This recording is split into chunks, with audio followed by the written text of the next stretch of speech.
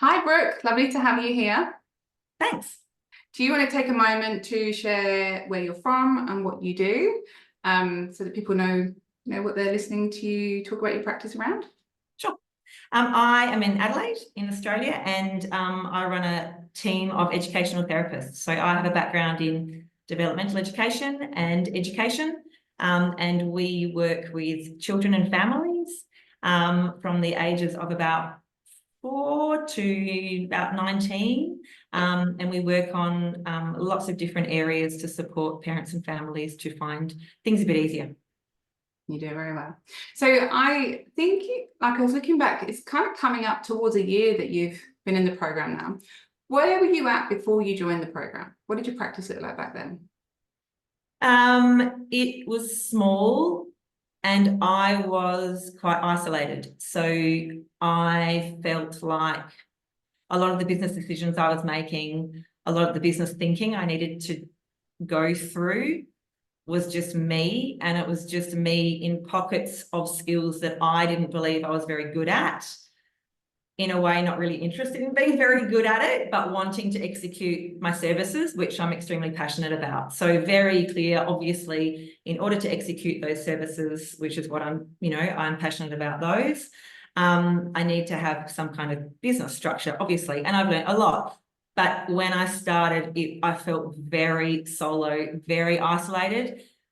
Even when I would connect with other business owners, I always felt like there was a difference between them and me. Yep. And I would have that default thinking of they're better at it than me, they're more successful at it than me. No, I never found kind of, I guess, a like mind, not in personality, but just in this still doesn't feel the same. This isn't meeting my spot, if that makes sense. The community that you felt like was your space, right? Yeah. And so what was it that led you to join the program? I did that week Yeah.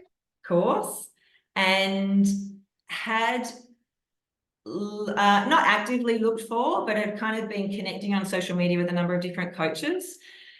And in all honesty, had been turned off by a lot of coaches from what I was hearing. I guess it suits some people, but that whole kind of like high energy, wow, like girl power. It's not that I'm not into girl power, but I needed something with substance. Yeah. And I also probably, in all honesty, needed to feel successful through every step. Which sounds really silly, but I knew how quickly I would feel turned off if I felt like I wasn't meeting expectations. Yeah. And also my time is extremely limited. Yeah. So when I heard you and when I dabbled in your approach to things, what was immediately obvious was that I absolutely felt like you understood me. Even though you didn't know me, you were saying things I was just like, I mean, looking back now, it's like, yeah, that's what you do. But when I heard you say it, like some things, honestly, I was just like, that is me. And I can't believe that Shan has, she knows that's one of my problems. Oh my God. So I was driven to kind of like, you're like, this is what we resolve. This is what we work on. I'm like, oh my gosh. So I really liked that. Yeah. And so what has been your success in the program so far? What would you say your biggest success is today?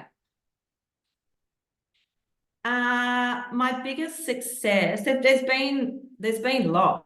I guess to summarize everything, my biggest success is how confident I feel because I still jump into the community doubting whether the decision I'm about to make is just like, this could be the silliest thing everyone's heard. But it feels like that makes sense to have you and other women in the course go, that makes total sense, and go for it. Yeah.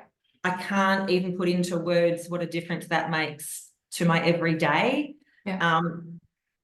In that side of running the business. So it's not my services that, they're easy. It's that pocket where I feel like I'm making the right decision because Shan said I am. And because I trust you, it allows me to sleep at night.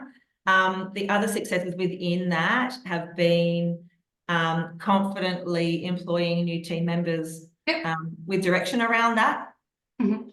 Some new systems to do that with, which has resulted in some really successful processes. There's been financial gains, absolutely. Probably a massive one was, and you talk a lot about, until you build something, you've got to know where you're at. Yeah. And what I guess I realized is in lots of components of that running a business, I wasn't quite sure where I was at, Mhm. and you don't know what you don't know. So Awareness is the first realizing step. where you're at, you can't build unless you know where you're at. Yeah, yeah.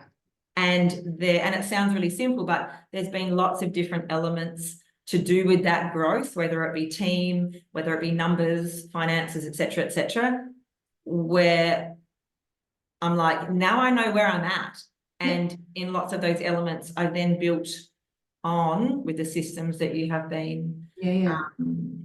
sharing. Yeah. I think two of my favorite things, and you mentioned it just before we started recording this, is that you've seen, you know, January to March 2022 and 2023, those 2 quarters year on year, you said that you'd hit those numbers now, which at this point is the end of February 2024. So you're a whole month ahead, which means you're going to have a huge quarter this quarter, which is traditionally a slower quarter because in Australia it's school holidays, and that, you know, that has an impact, as everybody knows what school holidays does, whether that's the US or here. I think the other thing that I've loved, well, another thing I've really seen you do is you were just saying about getting that feedback. The level of questions you ask now for our feedback on has gone up. So when you first joined, they were quite, should I hire an admin or not? Should I do this or this process or this process? They were quite low level because I think your confidence was quite low. Now you're like, this isn't the question you've asked. Someone's like, should I take on a second location or not? Like they're big questions because you feel like you can make the day-to-day decision on your own. So I love that.